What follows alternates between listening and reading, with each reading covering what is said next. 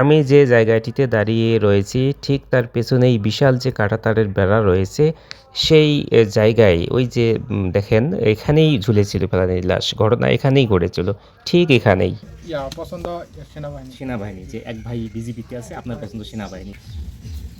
আমি যখন অনেক ছোট ছিলাম, আমার বয়স ছিল 5 বছর, তখন আমার বোন ফেলানিকে হত্যা করে মেরে ফেলা হয়েছে। বাংলাদেশ সেনাবাহিনীর হয়ে কাজ করা। আসসালামু আলাইকুম। 2011 সালের 7ই জানুয়ারি সীমান্তে এক প্রান্ত থেকে আরেক প্রান্ত চোখে দেখা না গেলেও বিএসএফ সদস্য অমিয় ঘোষের বুলেটটি ঠিকই ফেলানীকে দেখে ফেলেছে। মনে কি পড়ে সেই 2011 সালের 7ই জানুয়ারির কথা? আমরা সম্প্রতি সেই ফেলানীকে স্মরণ করে 15 বছর পর যাই তার গ্রামের বাড়ি, সেই সীমান্ত, সে কবরস্থান যেখানে ফেলানী শুয়ে আছে। কথা হলো তার ছোট ভাইয়ের সঙ্গে, তার স্বপ্ন নিয়ে। বরাবরের মতো 125 সিসির সেই চিরচেনা আমার সঙ্গের বাইকটি নিয়ে রওনা দিলাম সেই সীমান্তের দিকে বা ফেলানীর বাড়ির দিকে যতই এগুচ্ছি ততই রাস্তার দুধারের মনোমুগ্ধকর দৃশ্য যেন মনে করিয়ে দেয় আমাকে সেই ফেলানীর কথা, যে কিনা বাংলাদেশে ফিরে বিয়ের পিঁড়িতে বসার কথা ছিল, কিন্তু বিয়ের পিঁড়িতে না বসে সে সাদা কাপড়ে চলে গেছে সেই বাড়ির কবরস্থানে।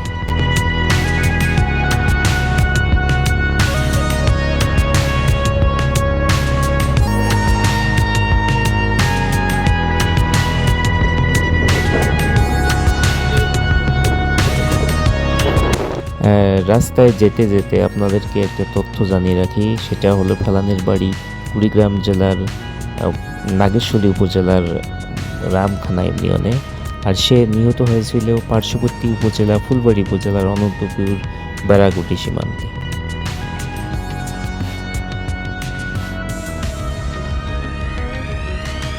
আমরা দীর্ঘ পথ পেরিয়ে এখন ফেলানীর বাড়ির একদম কাছাকাছি। এখান থেকে ফেলানীর বাড়ি মাত্র 1.5 কিলোমিটার।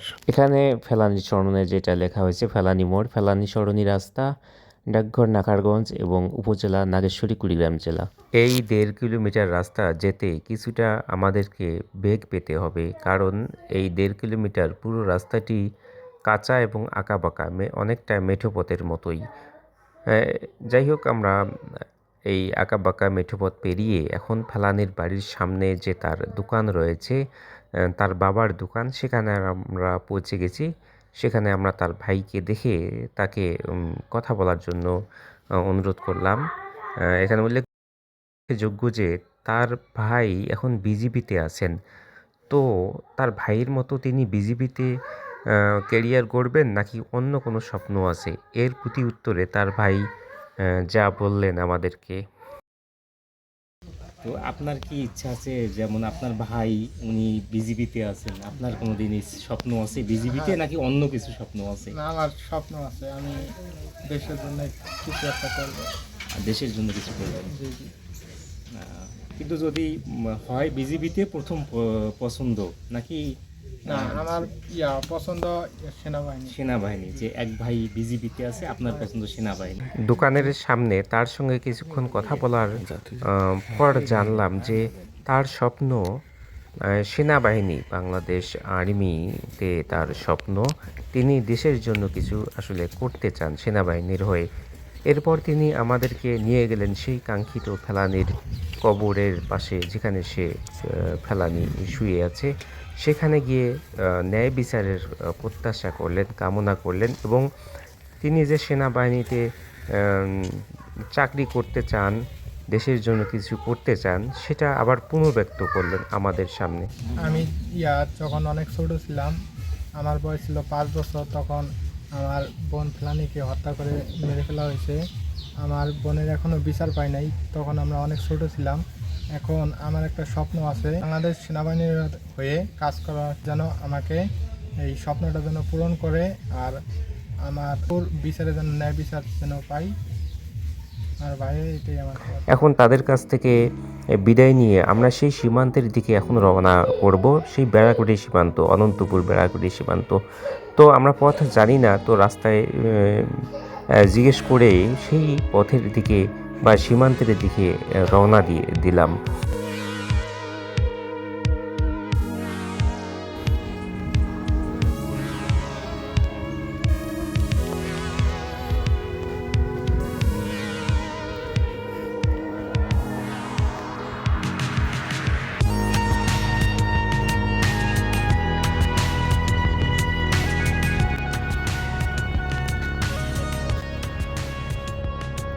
এই সেই ফুলবাড়ী উপজেলার অনন্তপুর সীমান্ত, যেখানে আসলে এখনো মনে হয় সেই চিরচেনা চিৎকার শুনতে পাই আমরা।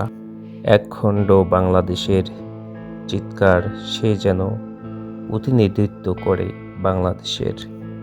যারা সীমান্তের দায়িত্বপ্রাপ্ত, বিশেষ করে বিএসএফ, তাদের কি কখনো মনে হয় না যে যারা মাদক চোরাচালানের জন্য কাজ করে তারা তো কোনোদিন এইরকম ঘটনার সম্মুখীন হয় না, কিন্তু নিরাপরাধ একজন নারী, সে কিভাবে এর বলি হয়, তার কাছে প্রশ্ন। সেই সাথে যারা গুলির নির্দেশদাতা, ঊর্ধ্বতন কর্মকর্তা বা শাসক গোষ্ঠীরা যারা এর পক্ষে সাফাই গান, তাদের কাছেও প্রশ্ন রেখে গেলাম।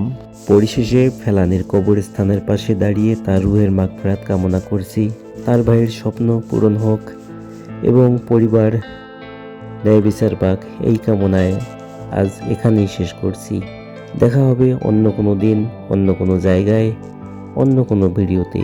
সে পর্যন্ত আপনারা ভালো থাকুন, সুস্থ থাকুন। আল্লাহ হাফেজ।